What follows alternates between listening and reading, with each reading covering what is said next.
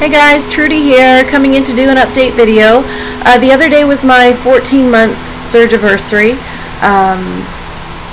That would have been on July 30th. Today is August 1st, so it's been a couple of days. I was going to make this video the other day, but I have not been feeling well the last couple of days. I'll explain that in a minute.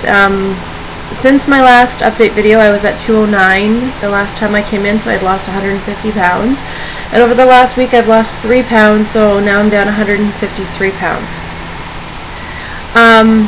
I've been having a pain in my stomach, in my abdomen on the left side for months now. The first time that I felt that pain was in March, and the only reason I remember it was in March was because I was standing at my grandfather's graveside when it first happened, for his funeral. So I've been having this awful pain in my stomach. I've been to the hospital, I've been to my family doctor, and they, honestly, it feels like they're just sort of pawning me off. So, you know, when I went to the hospital, they did a CAT scan and an x-ray and couldn't see anything strange, although they said the lymph nodes in my abdomen were swollen. So a few days after I was done at the hospital, I made an appointment to go see my family doctor, and he thought it might be diverticulitis. And I keep telling them it's a hernia. I know it is. I know it is. And I'm terrified that if I leave this too long, that part of my intestines will die, and I will be in for a whole shitload of trouble. So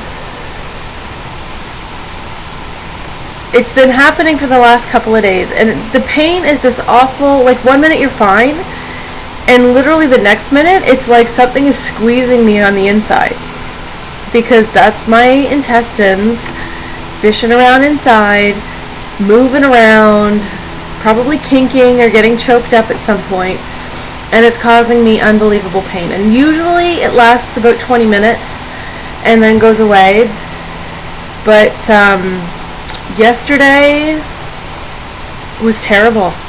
Yesterday I had a really bad day with it yesterday. And this morning I'm just sort of feeling the after effects, like I'm exhausted from being in so much pain, because you can't do anything about it. Like, there's nothing I can do to make the pain go away. Tylenol doesn't help, heat doesn't help, obviously we can't take NSAIDs. So you're at this sort of, you just have to deal with the pain. So I called 8 Humber River this morning. I had my surgery in Hamilton, but then I had my file transferred after my surgery for my follow-up care. I transferred my file over to Humber River.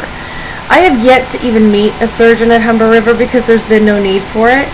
So when I called there this morning, I was so mad with the person that answered the phone, because I started off by saying, you know, this is my name, this is what's going on, I need to see a doctor, or a surgeon, someone who can help me with this pain. So she's flipping through and she's doing her computer thing, and first she can't find my name because she's spelling my name wrong, and so that took her forever because she didn't believe I was a patient there.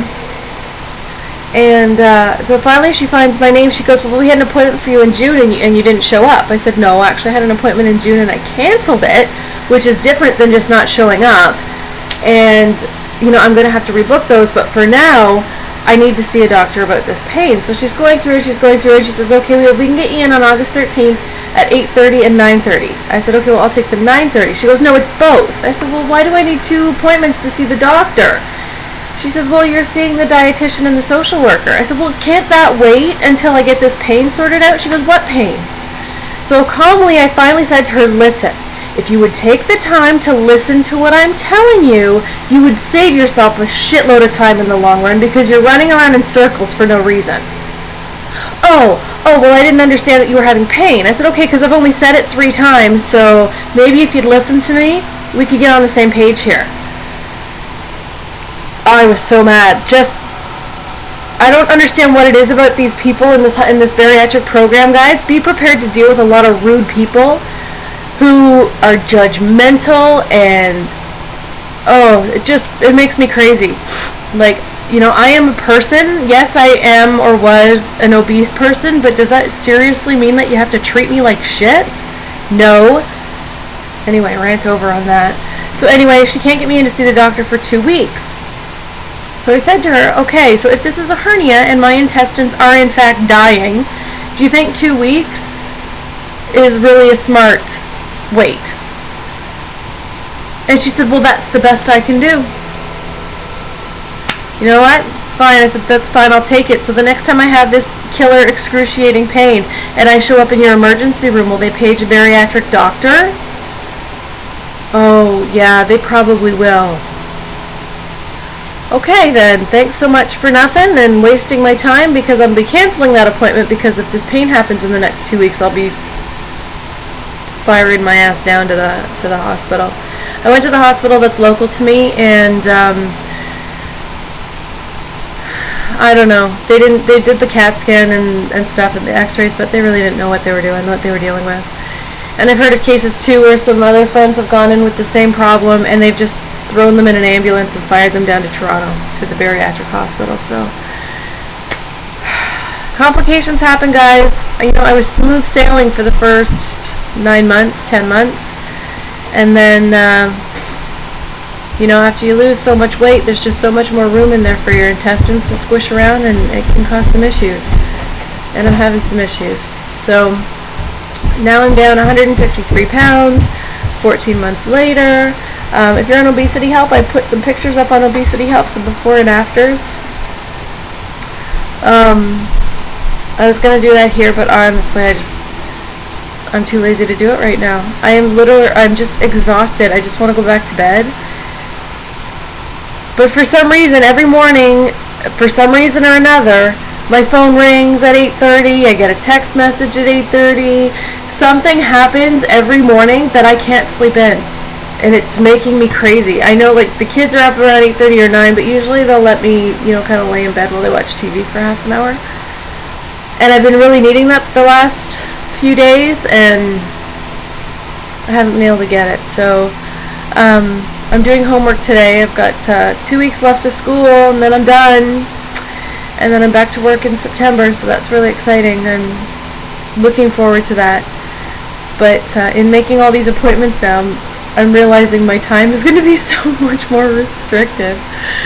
So that's me, guys. Just thought I'd come in and, you know, if you're having some pains and stuff and you don't believe or trust what they're telling you, just stick with it. You are your own best advocate. You know your body best. I know my body best, and I know that this is not diverticulitis. And I know this is something a little more serious than they're wanting it to, you know, leading me to believe. But, you know, I'm not trying to sort of dramatize or, you know, I know something's wrong, and I won't stop until they figure it out. I don't know. I know it's not a blockage because everything's still going through like it's supposed to, if you know what I mean. So I know it's not a blockage, but something's happening. My intestines are kinking or something that's causing me this unbelievable pain. It's crazy. So I'll let you go here, guys. I'll keep you updated and let you know what's going on, and hopefully my next update won't be from the hospital emergency room. We'll see you later, guys. Bye.